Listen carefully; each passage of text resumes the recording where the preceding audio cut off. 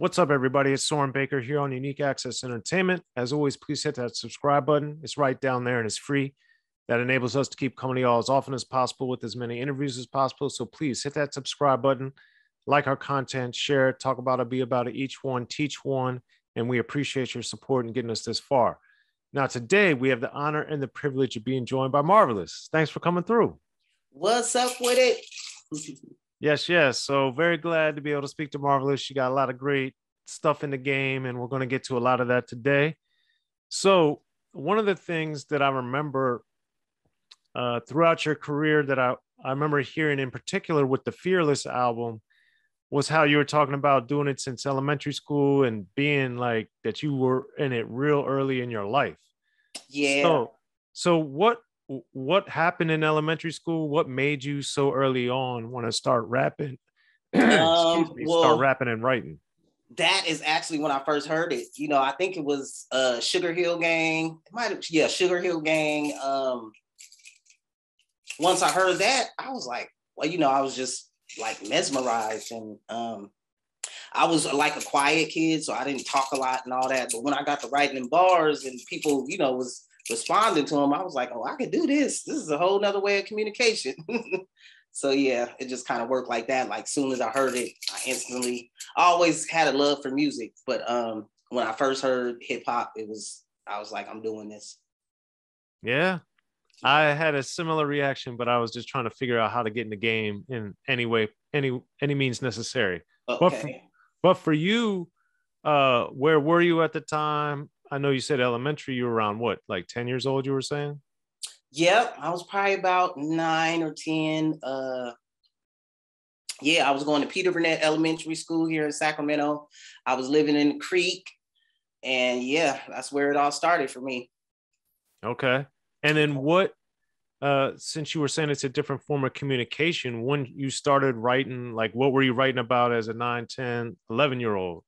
Well, back then, you know, it was all about the battle. So it was just straight, like, kind of like battle rapping, like, you know, meeting on the playground or wherever and just battling. You know, it wasn't like how the battle rapping is today. You know, that like I couldn't do that. I don't know how they do it, but it was a little more innocent, you know, but that's how it started. I started out as just doing straight battle rap.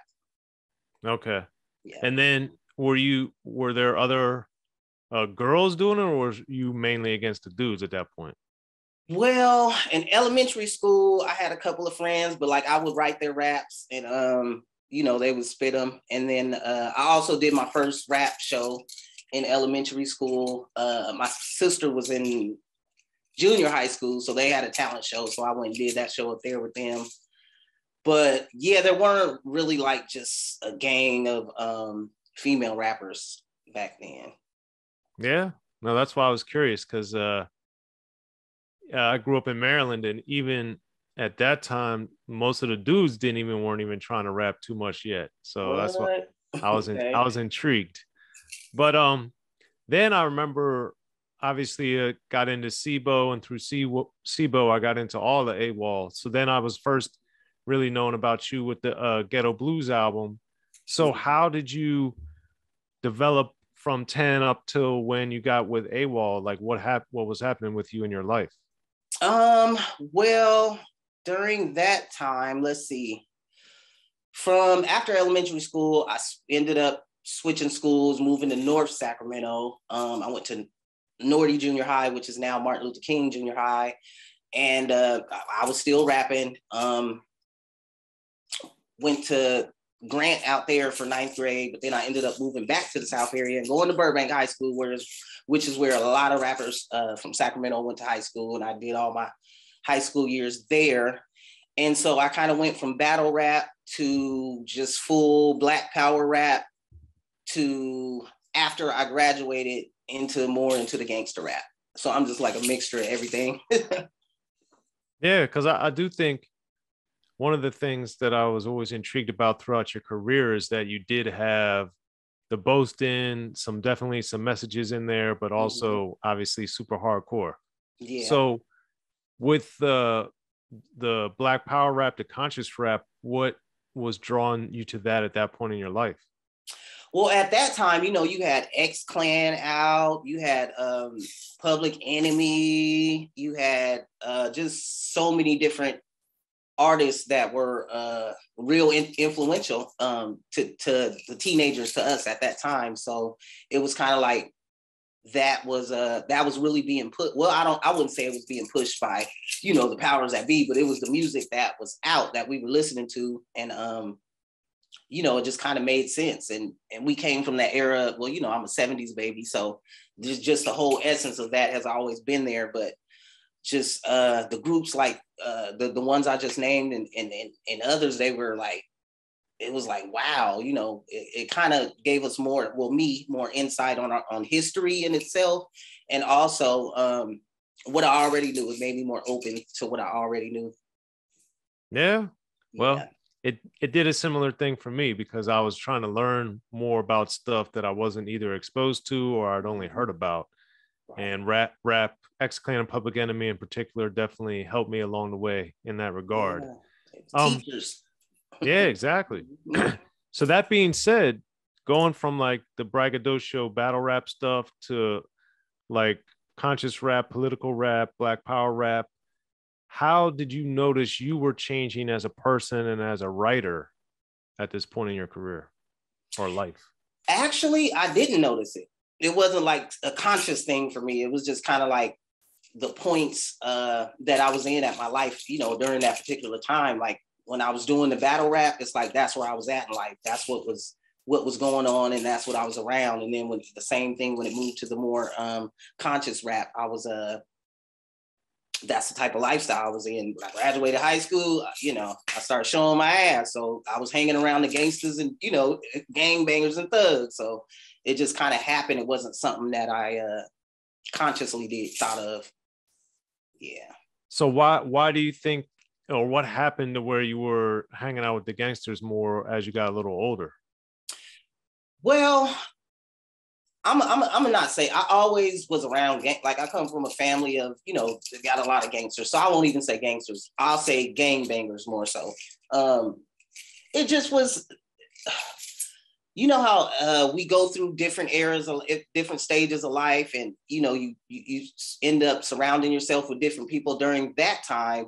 It was Bo and them. So that was really, you know, so, you know, I have brothers, a lot of brothers, big brother. I'm the youngest out of all of us. So I got to see a lot as a kid, you know, so it wasn't, it was the gangsterism was just always kind of in me, you know. How many brothers do you have? I have 7 brothers. Wow. That is a lot. Yeah. Wow, that's amazing. 7 brothers and 7 sisters. 7 brothers, 7 sisters. Wait, you got 7 brothers and 6 sisters? Yeah, I'm the youngest out of all of us too. Wow. But now when my dad ended up passing away, we ended up finding out he got a couple of more younger ones too. So I got to count them in. So that's even more. Yeah. Wow, that's a big family. Yeah. 4, 3 by my mom and dad together, 4 by my mom, and the rest is my dad.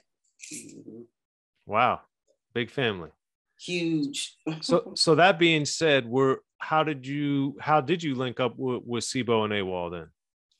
I was pretty much known for rapping, you know, already, and they would this particular day there was a function at William Land Park, which is where everybody would go in their cars and, you know, all that. And I seen a Root Dog up there. Root Dog was on the AWOL back in the day too. And he had told me that, you know, that this label was trying to find me, and he was trying to explain to me who it was. And, you know, Bo was he was just popular already, period. So I ended up going and linking up with a guy that owned AWOL, and, you know, the rest is history. It was just like that simple. That makes it easy. Yeah. Okay. Yeah. Now, given that Ghetto Blues came out in '94, mm-hmm. Of course, gangster rap is huge nationally. It's obviously very big in California, obviously big in Sacramento. Sibo, etc., are starting to help make that reality too. With your imaging on the cover of Ghetto Blues and the material that's on there is also obviously very hardcore street and all that stuff. Mm-hmm. And females were starting to get that way, I think, in rap, but Mm-hmm. I would also say you were among the more abrasive of them. So Yeah. what was it? Was that just who you were and you just that's what it was, or was there any talks of like, oh well, should you explore these other things creatively? Oh no. It just was what it was. And then I'm in the booth with. I mean, I'm in the studio with some heavy hitters, so I couldn't get in there and play. I've always considered myself a lyricist, so. And then see, like, if you listen to the Ghetto Blues album, I wasn't all the way full gangster then. I was still, more political to me on that album, especially versus, the ones that came out. Well, get Just Marvaless and Wicked. Now, when I got to Fearless, I got back a little more, conscious. So, but Ghetto Blues was definitely, that was like my, I want to say ode to Tupac, because that's what I was really on that album. I was in that type of mind frame. And that's ultimately the album that he heard, that he ended up like, Marvelous, I'm gonna fly you out here. So yeah, that album was, man, it was just dope. And I would record my songs with Tupac's picture stuck to the, to the little thing right there when I'm doing my verses. So he was very influential for me on that album. But yeah, I never really made just a conscious decision like, oh, I'm gonna rap like this on this album, or I'm gonna go with this style. I just be all over the place. Yeah, well, I think too on the Ghetto Blues song itself, you're rapping about about a different girl that's only 15 and thinking about coming up and being in the streets, and then you got the messages about remaining a victim or getting it how you choose. It's all these different things that are more, to your point, more political. Yeah.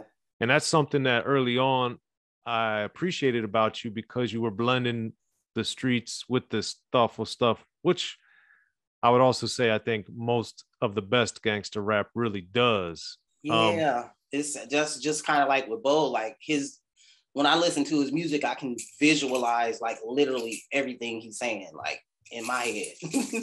So yeah, the art of storytelling, boy, it's dope. It is a key to the game.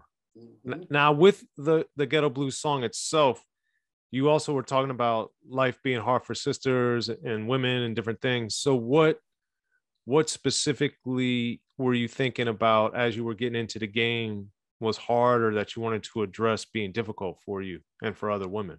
Well, I mean, my childhood was just hard anyway. So it was, I was already kind of preconditioned to, think like, God, like initially as a kid, I thought life is beautiful and, the sun is the animals. I love everybody. But then as I started growing and really paying attention to what was going on around me, I was like, this shit is fucked up. Kind of, like this is, all peaches and cream. So I went from being this just very innocent person to being like, I need some type of defense to this shit. Like I can't just walk through life thinking everything is hunky dory. It's not, And I think that's kind of like where Marvelous came. Well, actually, Marvelous came from. I got from the name Marvelous. I got straight A's in school, so my brothers and sisters would call me Marvelous because my name is Marva, so they just added the less onto it. But anyways, yeah. So I think that's where I came up with the whole Marvelous thing, because that nice shit wasn't working too good for me. I'm still a very nice person, but you gotta be a 50-50 thing. You would think. Yeah.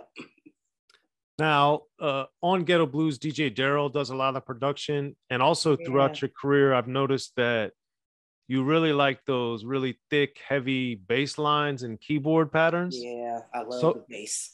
So sonically, what is it about that you're drawn to?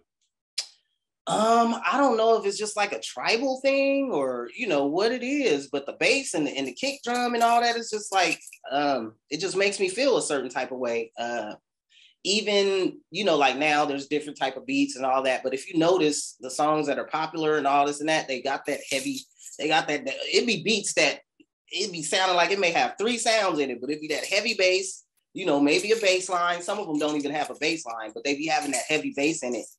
So I think over time, hip hop, because before it was just more about the scratching and the that type of sound, which was kind of more the bass and stuff wasn't really intensified back then, to me, in my opinion. But I don't know, it's just something I was always drawn to. I think it's the African in me. There you go. Yeah, but that's regardless of who was producing for you. That's something I noticed was one thing that it seemed like that was a recurring theme for your music. So Yeah.